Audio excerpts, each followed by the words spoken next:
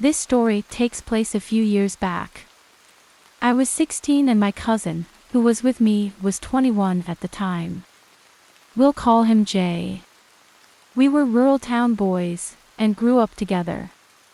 We were very close and always did everything together. One night, he decided to stay at my house with me while my parents were out of town. We didn't really do much, made some food, played some video games, etc. It wasn't long before we got kinda bored. In the past, Jay and I had gone for night walks just around the neighborhood, and we would just walk around and talk about stuff. That particular night, Jay had suggested that we go for a night walk. He had a lot on his mind at the time, and so did I. So this walk was going to be a little longer than the usual ones. I live about 2 miles from our old middle school. However, it's not in the direction of the nearest town, so we don't usually see it. We had decided that we wanted to roam over there just to hang out and talk about our different times spent there and take a trip down the memory lane.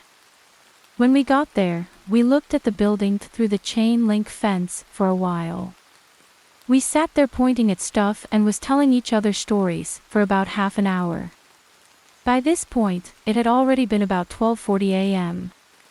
Jay had suggested that we hop the fence and sit down at the Ramada, a roofed shelter, that was closer to the school building but not quite close enough to the cameras that were attached to the building. I agreed with this idea as I wasn't really tired and still had more things on my mind to talk about. I was walking over to the Ramada and saw from a distance that the only camera facing the gym building had been broken and was hanging down pointing at the ground. I remember about kids playing wall ball and accidentally throwing the ball too high on occasion when I was at school, so I didn't think much of it. Jay and I sat there and talked for a while, and I had realized it was already 2 a.m. I was just about to say to him we should probably head back when we heard the loud metal door of the gym suddenly open.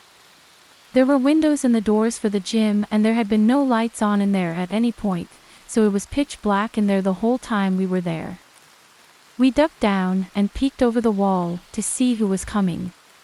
The school had lights all around the building, but the Ramada did not, so we could see him very well, and we were hoping and thinking he couldn't see us. The man that walked out didn't look like anyone we recognized in our times, nor did he look like he even belonged there at all.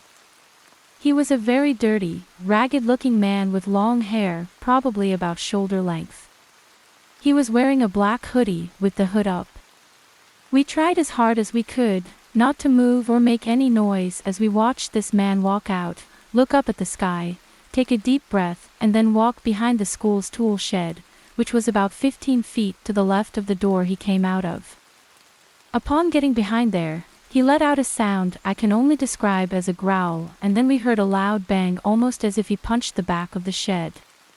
Jay and I gave each other a freaked out look, before whispering to each other that we need to hop a different fence to get out, because he would see us jumping the one we jumped to get in. We looked back and he was already back by the gym door. We crouched out of the Ramada and a little way out before we decided to stand up and make a mad dash to a way further out the fence. When we got to the fence, we looked back and didn't see the man anymore. Jay hopped the fence, and as I was climbing up, I heard him say, "Hurry up," as he jumped onto the fence and grabbed my jacket to tug me upwards.